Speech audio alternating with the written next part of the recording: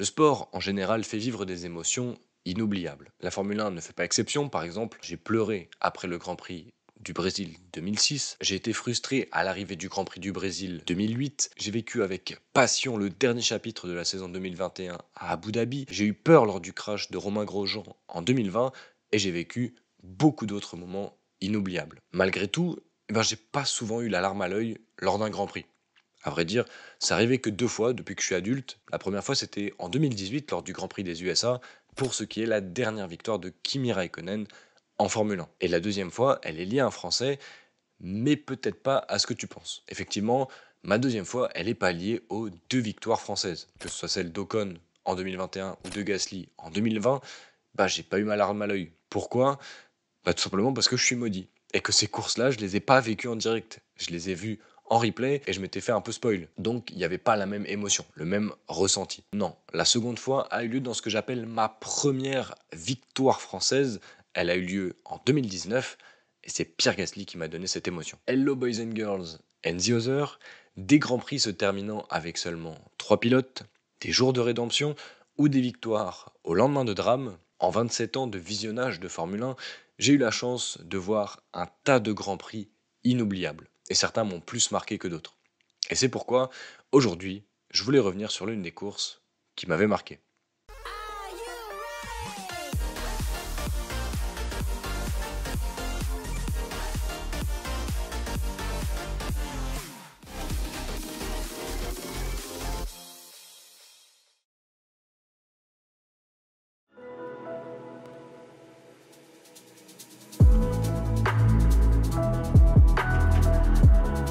Pierre Gasly naît à Rouen un 7 février 1996. Issu d'une famille pratiquant le karting, il va rapidement intégrer la FFSA et devenir champion de France en 2010, vice-champion d'Europe et quatrième de la Coupe du Monde la même année. D'ailleurs, au cours de ces années karting, il va affronter régulièrement un certain Esteban Ocon qui va devenir dans un premier temps son ami, puis son plus fidèle rival. L'année suivante, à l'âge de 15 ans, il fait le passage vers la monoplace et intègre la F4 française. Il est à ce moment-là le plus jeune pilote à prendre le départ dans cette catégorie, mais ça va pas lui faire peur puisqu'il va remporter cette année-là 4 victoires. Ses bonnes performances vont lui permettre d'être intégré à la filière Red Bull Racing qui va financer le reste de sa carrière, soulageant ainsi ses parents dans la recherche de sponsors. Bon, un stress en moins, mais chez les Autrichiens, c'est soit tu performes, soit t'es dehors. C'est la dure loi de la filière, gérée par le docteur Helmut Marko. Il va donc falloir marquer les esprits.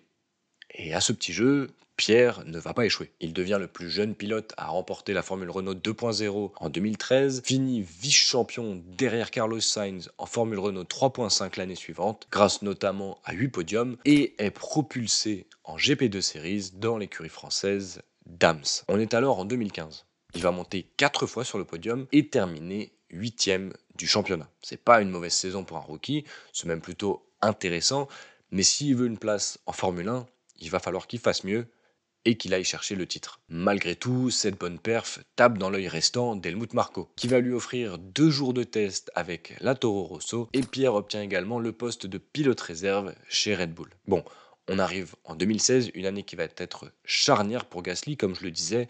Il faut qu'il soit champion s'il veut espérer aller en Formule 1. C'est alors sa deuxième saison de GP2 Series et les débuts vont être un petit peu compliqués. Bon, il va se reprendre et réussir à remporter 3 grands prix à Silverstone, au Hungaroring et à Spa, mais la deuxième partie de saison va être à l'avantage de son coéquipier, Antonio Giovinazzi. Il va réaliser une deuxième partie de saison excellente, ce qui fait que l'Italien va arriver en tête du championnat avant la dernière manche se déroulant à Abu Dhabi. Il a alors 7 points d'avance sur Gasly qui va réaliser le week-end parfait, pole et victoire, terminant champion de GP2 avec 8 points d'avance sur son coéquipier. Vu qu'il a gagné le titre, tout le monde se dit bon les portes de la F1 devraient s'ouvrir. Mais Toro Rosso confirme Sainz et Kvyat pour la saison 2017. C'est une grosse déception pour le Français qui avait réuni toutes les conditions pour être en Formule 1, mais le docteur Helmut Marko en a décidé autrement et il envoie Gasly à l'autre bout du monde, au Japon. En attendant son heure, Pierre roule donc en Super Formule 1, l'équivalent de la Formule 3, mais se déroulant, comme je le disais, au Japon. Il va plutôt bien s'en tirer puisqu'il va remporter 2 courses et avant la dernière manche du championnat, il est deuxième avec 0,5 points de retard sur le leader. Malheureusement, un typhon s'abat sur le Japon. La dernière course est donc logiquement annulée et Pierre Gasly termine vice-champion du monde. Il va réaliser également 2 courses de Formule E avec des résultats plutôt corrects, mais la F1 va le rattraper. En effet, après une saison galère, Daniel Kvyat, il est remercié. Et c'est Pierrot qui arrive en Formule 1 lors du Grand Prix de Malaisie. On est le 1er octobre 2017, synonyme de son premier Grand Prix qui va être un petit peu galère. La voiture n'est pas au rendez-vous, il va se qualifier seulement 15e et arriver à la 14e position. Terminant la saison chez Toro Rosso sans réel exploit, Gasly va se préparer pour sa première saison complète en Formule 1. En 2018, il est aligné aux côtés de Brendan Hartley et comme on le dit souvent en Formule 1, votre premier adversaire, c'est votre coéquipier. Bon, Gasly, il va éteindre Brendan Hartley, qui va pas marquer beaucoup de points au cours de la saison et qui va pas laisser une super impression. Contrairement à lui, Gasly, même s'il termine que 11e en Australie, il va terminer à une improbable 4e place à Bahreïn pour ce qui est seulement son 7e Grand Prix et il va de suite marquer les esprits. Après le Grand Prix de Bahreïn, il va rentrer 4 autres fois dans les points, laissant vraiment une grosse impression. C'est une super saison pour le Français qui va se mettre à rêver grand. Et quand Ricciardo annonce son départ de Red Bull pour Renault pour la saison suivante, et bien forcément Gasly il apparaît en haut de la liste de Marco pour remplacer l'Australien. Ses excellentes performances au cours de la saison vont le propulser dans le deuxième baquet de Red Bull, qui a fini 3e de la saison précédente, et il rentre déjà dans la cour des grands après seulement 1 an et demi d'expérience. Mais de suite, Pierre Gasly perd la confiance de son écurie. Lors des essais de pré-saison, les écuries emmènent qu'une voiture. Sauf que le jeune français, il va se cracher et détruire totalement la voiture, ce qui va empêcher Max Verstappen de faire du roulage l'après-midi. De plus, n'ayant plus Ricciardo dans les pattes, Red Bull oriente drastiquement le développement de la voiture vers le style de pilotage de Max Verstappen. Problème, Verstappen il a un pilotage plutôt atypique auquel Gasly ne se fait pas forcément. En plus, les résultats ne suivent pas. 11e en Australie, 8e à Bahreïn, 6e en Chine, abandon en Azerbaïdjan, alors que de son côté, Verstappen y monte une fois sur le podium et finit 3 fois 4e. La différence de niveau est vraiment colossale. Outre les résultats décevants, c'est surtout l'impression que laisse Gasly, qui est vraiment décevante. Au Canada, il bat pour la première et unique fois de la saison Max Verstappen, mais le lendemain, il a un problème avec ses freins et il ne terminera pas mieux que 8e. Mais la cerise sur le pompon arrive en Autriche. Si Verstappen réalise une course parfaite, remportant le Grand Prix d'Autriche, la première d'ailleurs du motoriste Honda depuis 2006, Gasly est complètement largué, au point de même se faire prendre un tour par son coéquipier. Il va terminer seulement 6e et à nouveau l'impression laissée n'est pas bonne. Bon, en Grande-Bretagne, il réagit avec une superbe 4e place. Est-ce que c'est suffisant pour le relancer? En tout cas, en Allemagne, il se qualifie à nouveau 4e, juste derrière son coéquipier Max Verstappen. Mais le lendemain, la météo capricieuse rend la course difficile et en plus, il provoque un crash stupide avec Alex Albon qui le contraint à l'abandon. En plus de tous ces problèmes, Pierre n'est absolument pas soutenu dans son écurie, au point où ses patrons, Helmut Marko et Christian Horner, vont toujours lancer des petites phrases très piquantes dans la presse. Si vous ajoutez à ça que Gasly va se prendre de plus en plus la tête avec Adrian Newey, lui suggérant de faire une voiture plus adaptée à son pilotage et ne se remettant jamais en question selon Helmut Marko, la situation semble tourner au vinaigre. Et une nouvelle désillusion en Hongrie, où il prend à nouveau un tour par son coéquipier, le fait se retrouver à la porte de l'écurie. Enfin, pas vraiment à la porte, il est rétrogradé chez Toro Rosso alors qu'Alex Albon fait le chemin inverse. Pourtant, dans la presse, Christian Horner avait assuré que Gasly resterait avec eux jusqu'à la fin de la saison. Bon, aujourd'hui on a compris qu'il fallait pas du tout écouter Christian Horner lorsqu'il lâche des déclarations dans la presse. On se retrouve donc au Grand Prix de Belgique 2019, un Grand Prix que j'ai déjà abordé sur cette chaîne puisque c'est une course qui m'a marqué, je te laisse aller voir cette vidéo. Juste, petit laïus, il faut savoir que lors de ce Grand Prix de Belgique, on a le décès d'un pilote qui s'appelle Antoine Hubert. C'était un pilote de F2 et qui était surtout le meilleur ami de Pierre Gasly. Donc Gasly il cumule sa rétrogradation plus la perte de son meilleur ami. C'est un week-end très compliqué pour le Français. Malgré tout, il va faire une superbe remontée, terminant 9e avec sa modeste Toro Rosso, et ça marque les esprits. Il prend des points également à Singapour, au Japon et au Mexique alors qu'il est malade. Il est malade à cause de la nourriture, et d'ailleurs Helmut Marko n'hésitera pas à l'égratigner en disant « Eh bien, s'il a besoin, on peut lui donner des couches ». Voilà, ça fait toujours plaisir. Bon, au moins, grâce à ses bonnes perfs, il est confirmé chez Toro Rosso en 2020 et cette annonce apparaît lors du Grand Prix du Brésil et c'est cette course que je voulais te raconter aujourd'hui.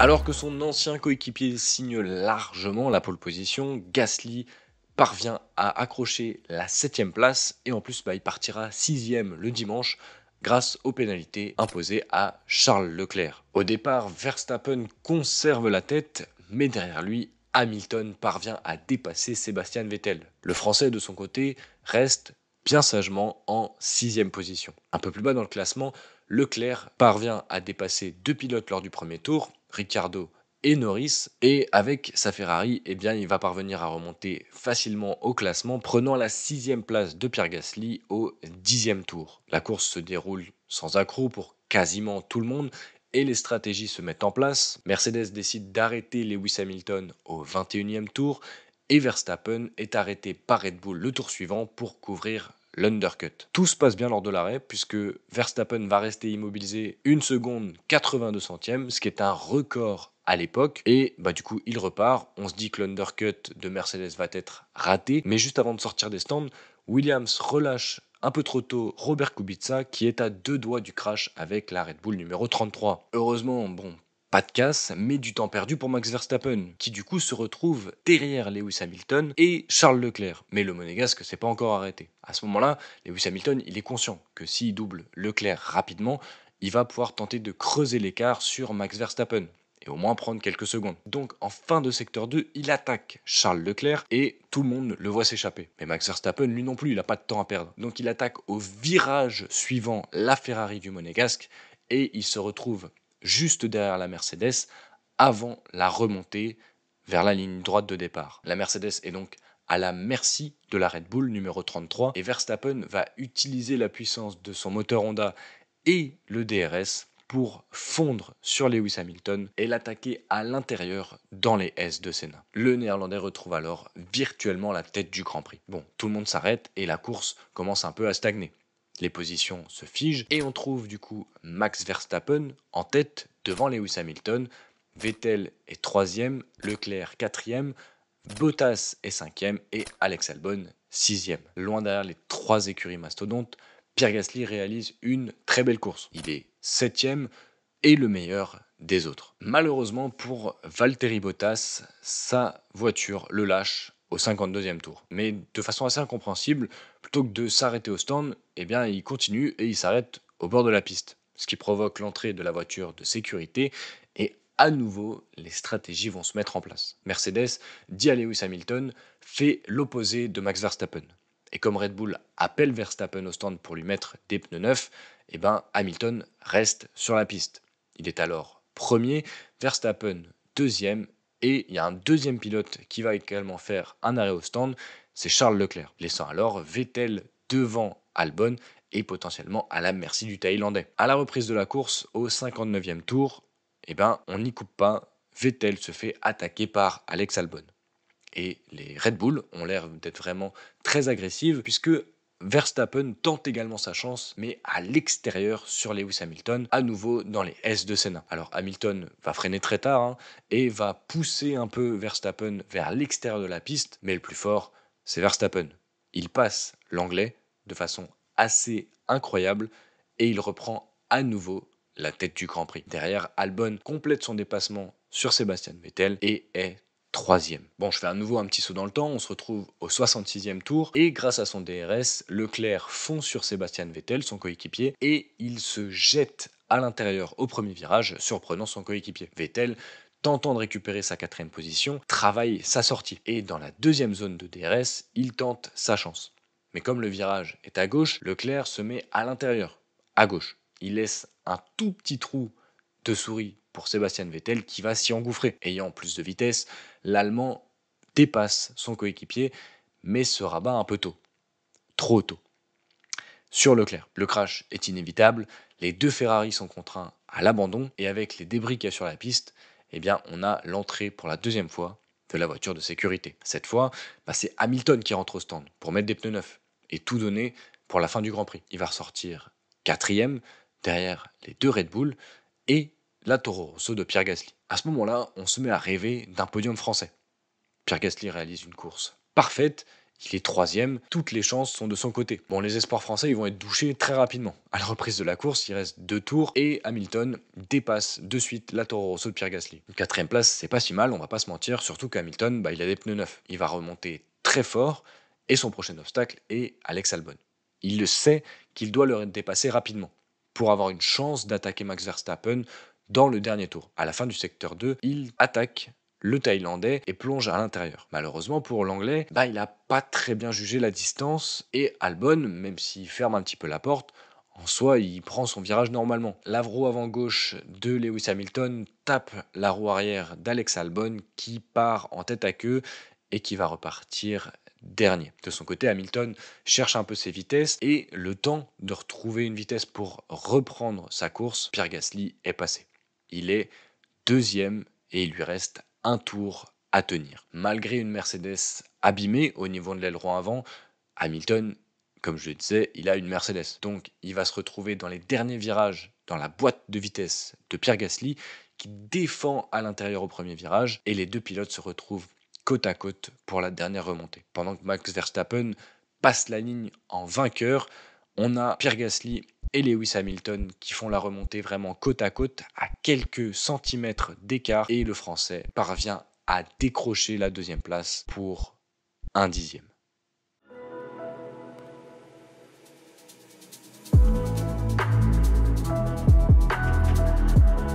L'arrivée de Gasly dans le parc fermé est magique. Pendant que le Français célèbre son podium comme il se doit, il croise le clan Red Bull, vu qu'il y a la victoire de Verstappen. Et donc, il croise également Helmut Marko et Christian Horner. Et je crois que dans ma tête, j'ai jamais dit autant « chais » de toute ma vie. Franchement, c'était une scène magnifique. Et quand Marko et Horner le félicitent pour son podium, tu sens en même temps qu'il y a un peu de putain, fait chier que ce soit lui, quoi.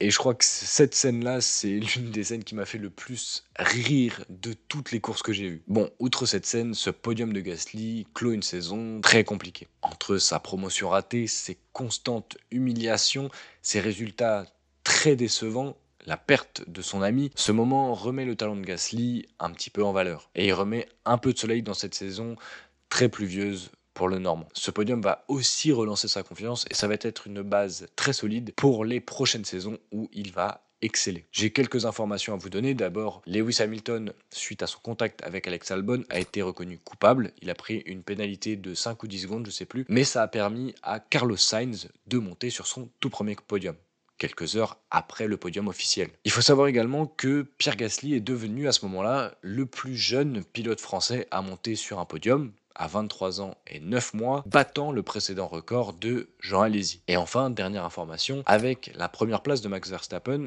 et la 2e de Pierre Gasly, c'est la première fois depuis 1991 que, en tant que motoriste, Honda réalise un doublé. Personnellement, j'étais comme un gamin dans le dernier tour, mes yeux étaient remplis de larmes de joie, et lorsqu'il a passé la ligne, j'ai appelé instantanément mon père, parce que je savais que lui le vivait en différé, vu qu'on regarde sur Canal+, et donc je voulais vivre ce moment avec lui, même si je l'avais vécu déjà personnellement. J'étais vraiment très très heureux à l'arrivée de ce Grand Prix. N'ayant jamais été un grand fan de Romain Grosjean, le pilote, malgré ses excellentes performances au début des années 2010, et ayant connu des périodes sans pilote français sur la grille, ce podium est pour moi le premier podium d'un pilote français que je supportais. Et c'est pour ça que je l'ai vécu vraiment comme une victoire. Et contrairement au Grand Prix de Monza que j'ai pas vu en direct, j'ai vécu l'espoir quand Pierre Gasly prend la 3e place suite à l'arrêt de Lewis Hamilton, puis la déception, puis à nouveau de l'espoir quand il passe 2e. J'ai eu un gros moment de stress dans la remontée avec l'attaque de Lewis Hamilton avant de passer la ligne. Et enfin, le soulagement et le bonheur de ce podium. Et c'est pour ces raisons que ce Grand Prix du Brésil 2019 m'a marqué.